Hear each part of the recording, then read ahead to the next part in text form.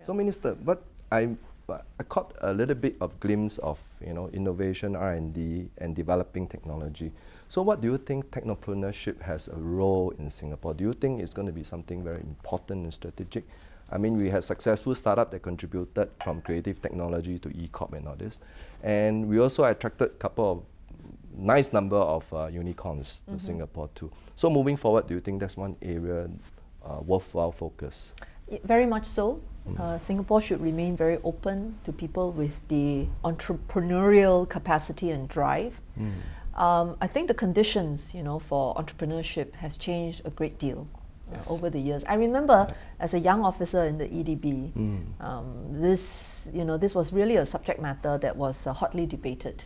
At the time, because our private sector was doing very well, and Singapore had become a very attractive location for multinationals to invest in and to grow their presence.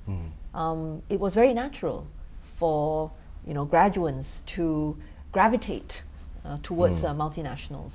This is not to say that local companies did not offer attractive careers. They did too, but working for other people was a very natural course of action. And I remember people saying that Singaporeans can never be entrepreneurial, and because the attractions of a paid job are just too plentiful. I think that has changed so much. If you look at the students in our IHLs today, many of them have entrepreneurial ambition.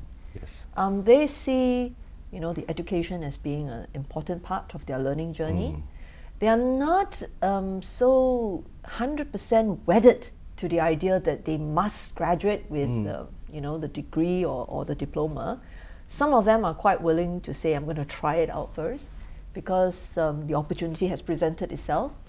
You take the bunch of very young and passionate computer scientists and engineers that Smart Nation Digital Government Group worked with for the vending machines that were repurposed to dispense masks, our test kits, our ART test kits, as well as our tokens, our TT tokens.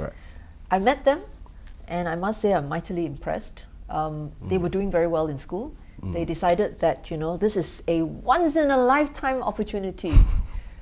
Maybe they will go back to school and finish their degrees. I think one of our unicorns, 𝗄𝗶𝘁𝗵, for example, I think Aaron himself may have had a journey like that. I recall it being talked about. But essentially, I think the whole climate for entrepreneurship has changed immensely. We are growing our own local timber, local tech entrepreneurs. At the same time, we remain a very attractive place for entrepreneurs who have seeded their ideas in other markets, but when they reach a certain scale, they think that they need an environment that will support their further development, and they think that Singapore is a pretty good place to do that. I would like very much for us to strengthen this. Entrepreneurship makes a huge difference, in terms of strengthening our position as a digital economy. We believe it's very important too. So in 𝗖𝗍 Tech, we have actually 300 over members who are startups, and we offer them free membership as long as they stay in the startup status too.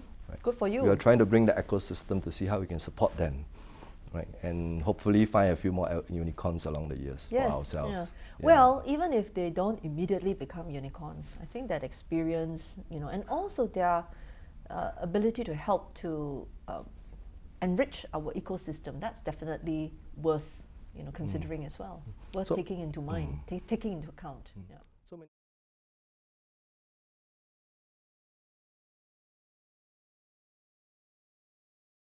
So, Minister, the world is going digital. The world that's not stoppable. And software seems like you mentioned AI. What are the areas that we can create something uniquely Singapore that's our own advantage? So, do you think in your mind that Singapore can be #1 in the digital economy? I mean, physically we are always limited by size, but we have still succeeded as a hub in many aspects.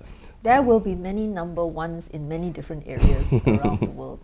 I think your key question really is, you know, can we set our sights higher? And the answer is yes. We should always aim to set our sights higher. Whatever it is that we are not good at, we should try to become good. Whatever it is that we are already good at, we should try to become better. And of course, in those areas that we are already better at, we should try to be best. I totally agree.